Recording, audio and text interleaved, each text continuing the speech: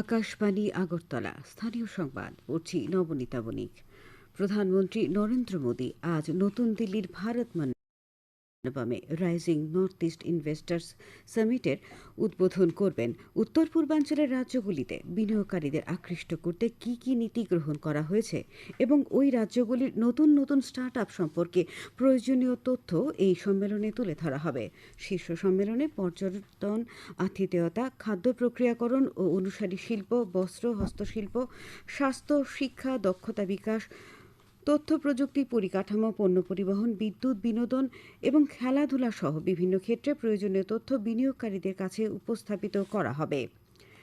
তেলিয়ামুড়া ও কল্যাণপুরে দুটি নতুন পুলিশ ফাঁড়ি স্থাপন করার অনুমোদন দিয়েছে স্বরাষ্ট্র দপ্তর। জনজাতি কল্যাণমন্ত্রী বিকাশ দেববর্মা জানিয়েছেন, এই দুটি ফাঁড়ি তেলিয়ামুড়া থানার অধীনে কৃষ্ণপুরে এবং কল্যাণপুরে থানার অধীন উত্তর মহারানীপুর ফাঁড়ি স্থাপন করা হবে। কৃষিমন্ত্রী রতনলাল নাথ আজ দুর্গাবাড়ি চা বাগান শ্রমিক সমবায় সমিতি লিমিটেডের নতুন চা বিক্রয় কেন্দ্র এবং আধুনিক চা প্যাকেট বাজারজাতকরণ প্রক্রিয়ার উদ্বোধন করবেন। উপস্থিত থাকবেন সমবায় মন্ত্রী শুক্লাচরণ নোয়াতিয়া।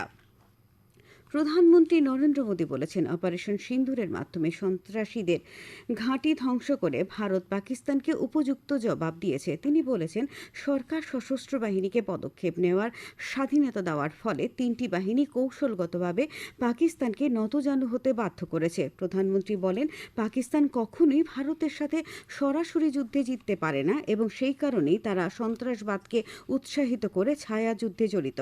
গতকাল রাজস্থানের বিকানেরে এক জনসভায় ভাষণ দেওয়ার সময় শ্রী মোদী একথা বলেন। প্রধানমন্ত্রী নরেন্দ্র মোদী আগামী 25 মে রবিবার সকাল 11টায় আকাশবাণীর মন কি বাত অনুষ্ঠানে দেশ বিদেশের জনগণের সঙ্গে মত বিনিময় করবেন। এটি হবে মন কি বাতের 122তম পর্ব। প্রধানমন্ত্রী জনগণকে তাদের সুচিন্তিত চিন্তাভাবনা মন কি বাতে জানানোর আহ্বান জানিয়েছেন। মাই গভ ওপেন ফোরামে এবং নমো অ্যাপে জনগণ তাদের মতামত পাঠাতে পারবেন। এছাড়াও টোল ফ্রি নাম্বার 1800117800 নম্বরে কল করে মতামত রেকর্ড করানো যাবে। ফোন লাইন আজ পর্যন্ত খোলা থাকবে। এছাড়াও 1922 নম্বরে মিসড কল দিয়ে যে লিঙ্ক পাওয়া যাবে তাতেও SMS করা যাবে।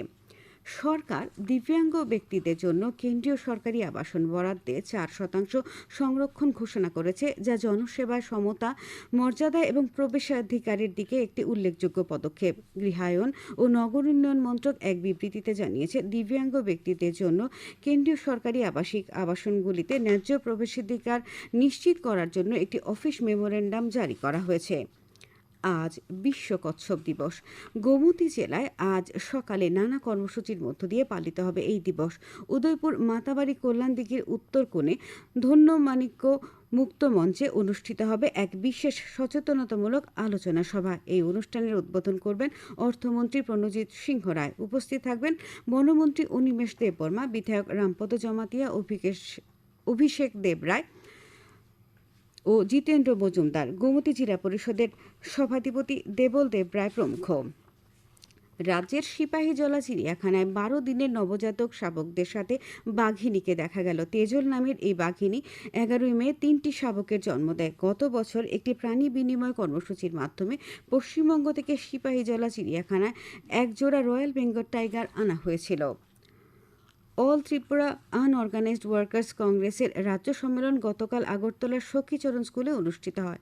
সম্মেলনে প্রধান অতিথি হিসেবে উপস্থিত ছিলেন অল ত্রিপুরা আনঅর্গানাইজড ওয়ার্কার্স কংগ্রেসের চেয়ারম্যান ডক্টর অদিত রাজ। উপস্থিত ছিলেন প্রদেশ কংগ্রেস সভাপতি আশিস কুমার সাহা, বিধায়ক গোপাল রায়, সংগঠনের রাজ্য সভাপতি শান্তনু পাল প্রমুখ। খেলার খবর।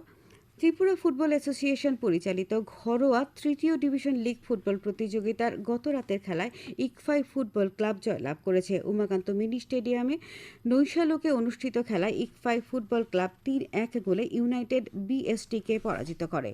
আবহাওয়ার খবর। আবহাওয়ার পূর্বাভাসে জানানো হয়েছে, আকাশ সাধারণত মেঘলা থাকবে, বজ্রবিদ্যুৎ সহ হালকা থেকে মাঝারি বৃষ্টিপাতের সম্ভাবনা রয়েছে। রাজ্যের কিছু কিছু জায়গায় 30 থেকে 40 কিলোমিটার বেগে বজ্রবিদ্যুৎ সহ ঝড়ো হাওয়া বয়ে যাওয়ার সতর্কতা জারি করা হয়েছে। ভোরের সর্বনিম্ন তাপমাত্রা ছিল 25 ডিগ্রি সেলসিয়াস। দিনের সর্বোচ্চ তাপমাত্রা থাকতে পারে 33 ডিগ্রি সেলসিয়াসের কাছাকাছি।